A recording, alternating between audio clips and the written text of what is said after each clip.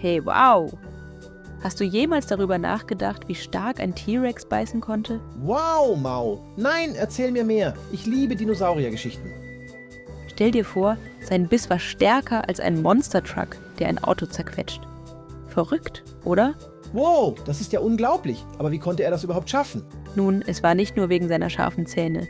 Der T-Rex hatte einen ganz besonderen Schädel, der extra für maximale Kraft entworfen war. What? Wie hat der Schädel das gemacht? Sein Schädel war so geformt, dass die Muskeln, die den Kiefer bewegten, super stark waren.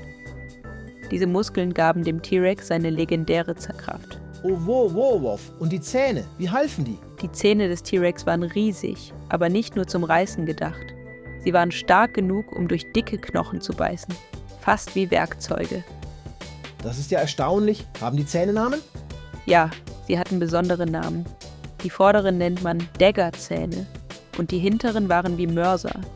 Perfekt zum Zerkleinern von Fleisch und Knochen. Das klingt ja echt furchteinflößend. Wie stark genau war denn der Biss vom T-Rex? Naja, sein Biss war wirklich unglaublich. WissenschaftlerInnen schätzen, er konnte mehrere Tonnen Druck pro Quadratzoll erzeugen. Ist das mehr als ein Krokodil oder ein Löwe? Ja, viel mehr.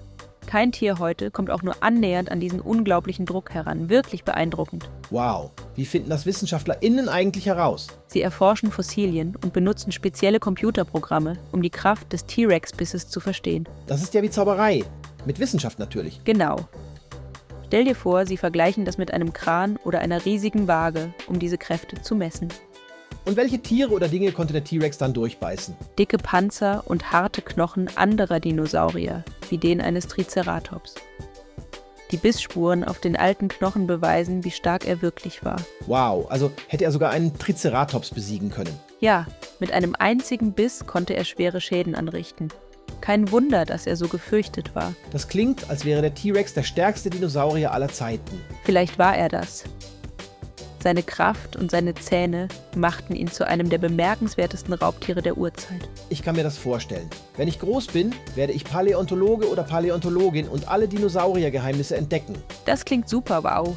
Wir könnten das Dinosaurier-Entdecker-Team werden. Ja, zusammen erforschen wir die riesige und spannende Welt der Dinosaurier. Roar! Richtig, Roar. Aber pass auf, dass du nicht mit deinem Gebrüll die Dinos wieder aufwächst. Haha, gute Idee. Ich wette, sie schlafen jetzt in friedlichen Vulkanen. Ich glaube auch. Aber bis dahin haben wir viel zu lernen und zu entdecken. Speziell über die kräftigen T-Rex-Kiefer. Ja, lass uns weiter recherchieren und viel Spaß mit den alten Giganten haben. Genau. Abenteuer warten auf uns. Wow. Wer weiß, was wir noch alles finden werden. Wir sind das beste Team. Auf zu neuen Dinosaurier-Abenteuern. Ole Duli, Duli, Duli.